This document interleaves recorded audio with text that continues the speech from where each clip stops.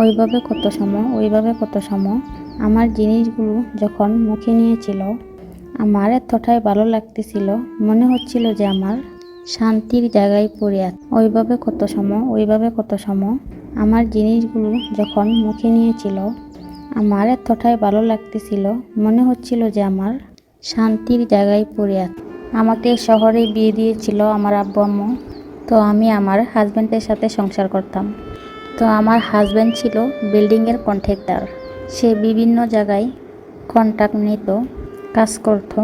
তো আমার হাজব্যান্ড একটা অফিসে জব করত। সেই অফিসটা আমার বাসা থেকে একটু দূরে ছিল হয়তো। তো সে ওই অফিসটায় জব করত। তো একদিন একটা বিল্ডিংয়ের কন্ট্রাক্ট আইছিল। তো ওই বিল্ডিংয়ের কন্ট্রাক্টটা নেওয়ার জন্য ওর বসের সাইনের প্রয়োজন ছিল।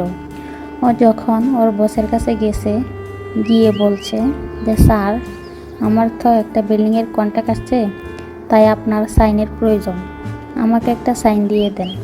তো বস সাইন দিতে চাইছিল না। তো না দেওয়ার কারণে অনেকবার বলছে।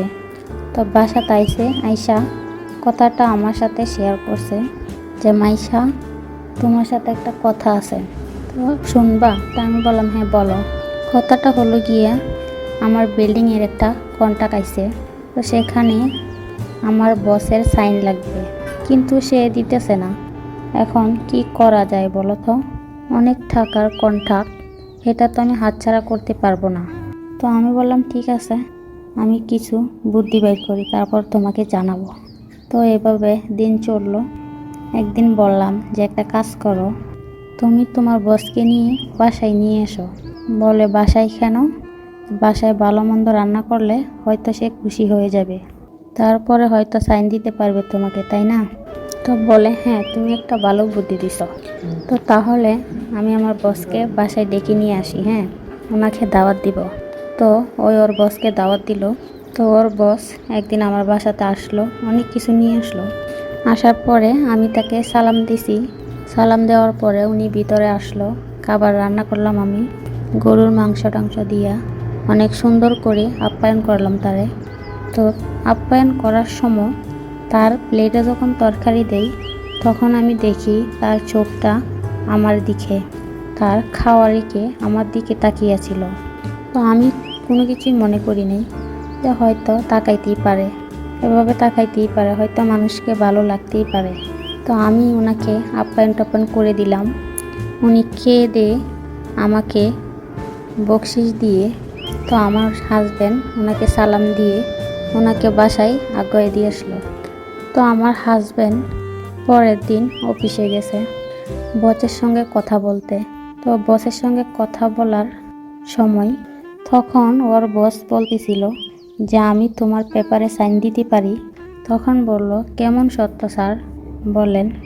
যে তুমি দুজি আমার কথাটা মেনে নিতে পারো, তাহলে তোমার সামনে আরও লাভ আছে।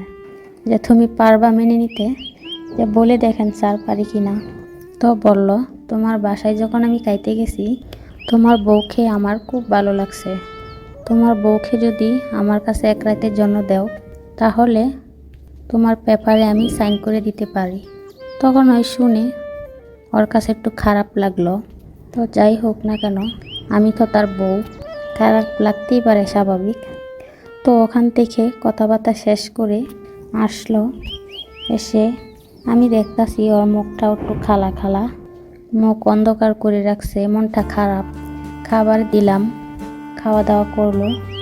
রাতে যখন আমি আর আমার হাজব্যান্ড শুতে গেলাম, তখন আমার হাজব্যান্ডে বলতেছিল যে মাইশা একটা কথা বলবো, হয়তো তোমার কাছে খারাপ লাগবে, কিন্তু আমাদের এছাড়া কোনো উপায় নেই। যে এমন কি কথা আমার কাছে খারাপ লাগবে, যে তুমি কি রাগ করবা? আমি বললাম না, তুমি একবার বলে দেখো। আমি যখন আমার বসের কাছে গেছি, আমার বস বলছে তোমাকে নাকি আমার বসের পছন্দ হয়েছে। আমার বসে বলল তোমাকে এক রাতের জন্য দেওয়ার জন্য। আমি শুনে অবাক হয়ে গেলাম যে তুমি এটা কি বলতেছো? আমি তোমার ঘরের বউ, তুমি কেমন করে আর একটা পুরুষের হাতে তুলে দিবে?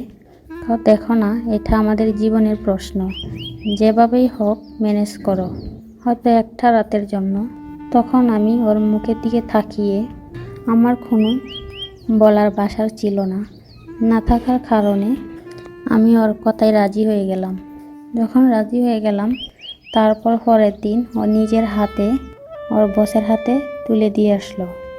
ওর বস আমাকে পেয়ে খুব খুশি, এতটাই খুশি বলার বাহিরে। ওই যখন দিয়ে আসছিল, আমার তখন খুবই খারাপ লাগছিল যে আজ আমার স্বামী আমায় একটা কন্ট্রাক্টের জন্য একটা পরপুরুষের হাতে তুলে দিল।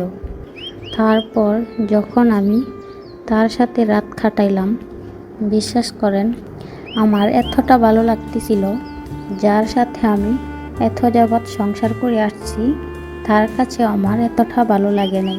সেটা আমি বুঝি নাই যে সেই জিনিসটা এতটা মজা কেন। ও আমাকে এত সুন্দর করে আদর করছিল, বলাই যায় না। আমাকে সে যেভাবে কিস করলো, আদর করলো, এক একটা জায়গায় যেভাবে আমাকে আদর করতেছিল, সেভাবে কখনো আমার হাজব্যান্ডের কাছে পাই নাই। ও মানে অনেক সিস্টেমে আমার সাথে ব্যবহার করছে। ওইভাবে কত সময় আমার জিনিসগুলো যখন মুখে নিয়েছিল, আমার এতটাই ভালো লাগতেছিল, মনে হচ্ছিল যে আমার শান্তির জায়গায় পড়ে আছে। কিন্তু তার হলো কোনো বাচ্চা হয় না।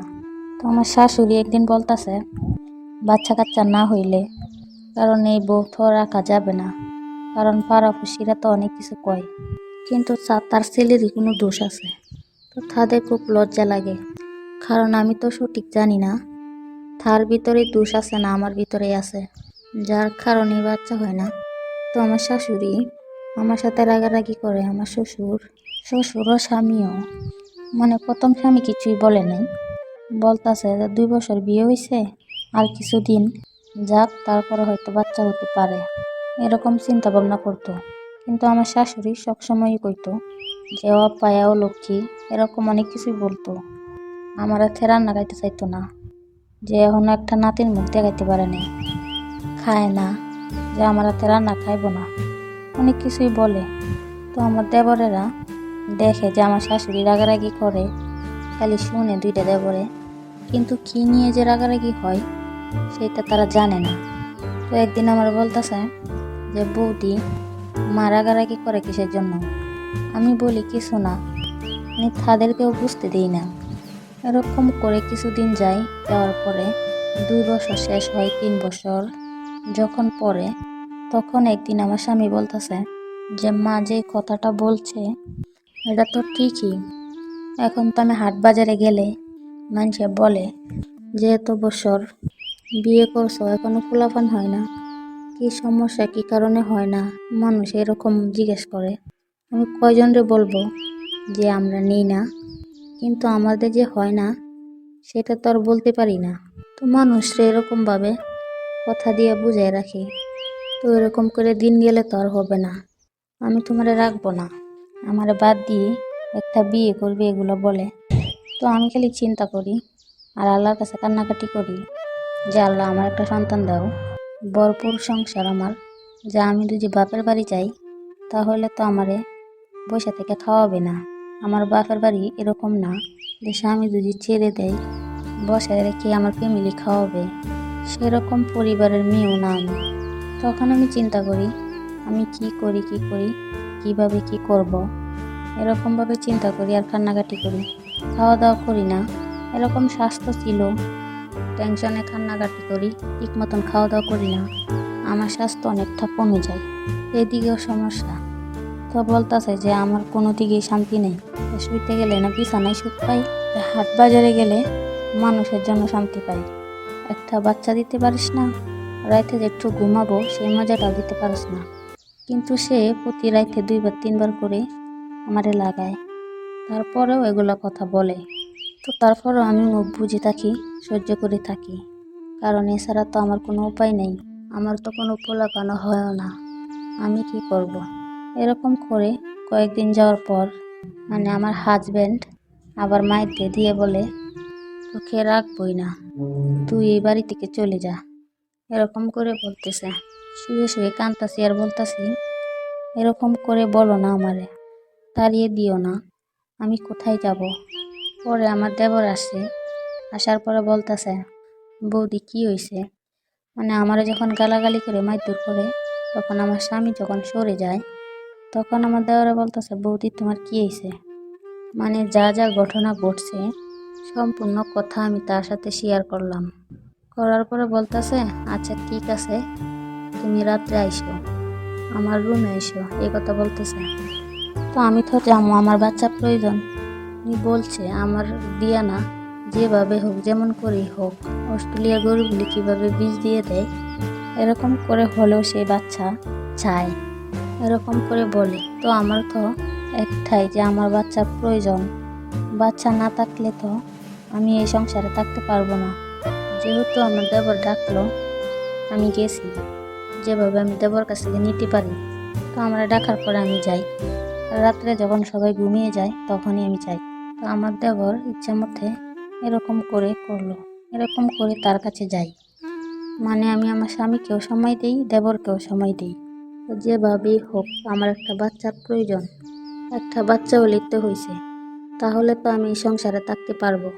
আমি দুইজনেই সময় দিই, হয়তো আমার স্বামীকে কম সময় দিই, আমার দেবরকেই বেশি দিই, কারণ স্বামী দিয়ে তো আমার বাচ্চাটা হয় না।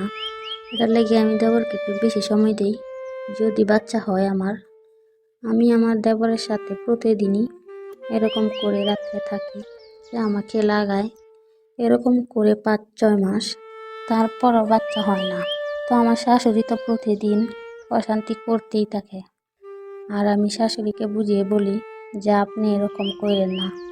তো আমি চেষ্টা করতেছি যে কোনো একটা ব্যবস্থা হবে, এই কথা বলে আমি আসি, জোর করে বলি, হাতে পায়ে ধরে বলি, এরকম করে বলি, এরকম করে বলে বলে তাদেরকে রাখি। রাখার পরে তো এই দেবরকে দিয়ে আমার হয় না, না হওয়ার পর ছোট দেবর আরেকটা আছে, একদিন রাত্রে দেখে আমি ওই দেবরের রুমে যাই, যাওয়ার পরে ছোট দেবরটা দেখে, দেখার পর পরের দিন সকালে বলে, বৌদি আমি তো দেখলাম তুমি এত রাত্রে ওখানে কি করলে। আর আমি খাড়ায় একটু সব শুনলাম।